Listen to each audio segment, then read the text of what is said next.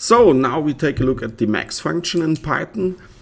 This function returns the item with the highest value, or also the item with the highest value in an iterable.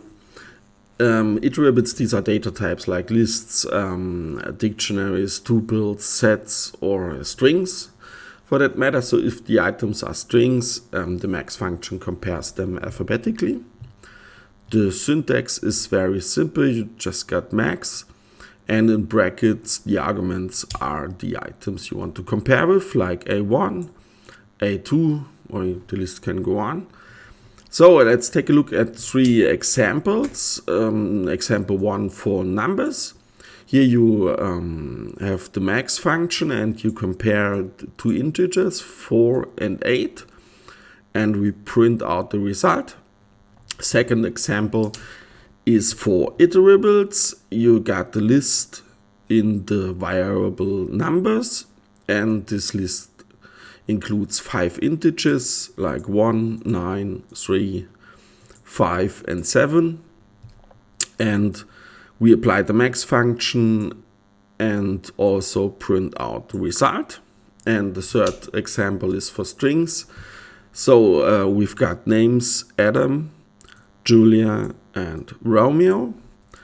And the max function compares them, as we learned, alphabetically. And we also print out the result. So let's start the program. And here you can see for our first example, the result is 8. And if you look, we compared 4 and 8 with the max function, and 8 is the highest value. And the second example, the result is 9. And if you look at our list called numbers, 9 is the highest value, so everything's good.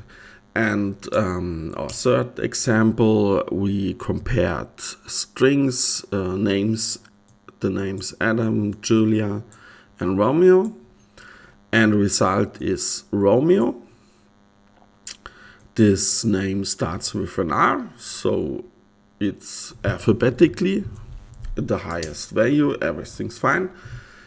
And so that's it.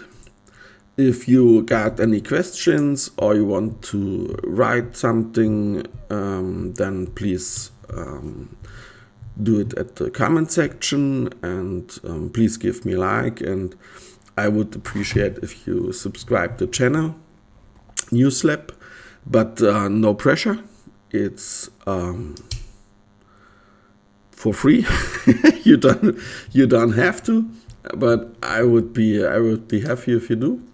So then stay ambitious somehow, and we hear us the next time. Bye.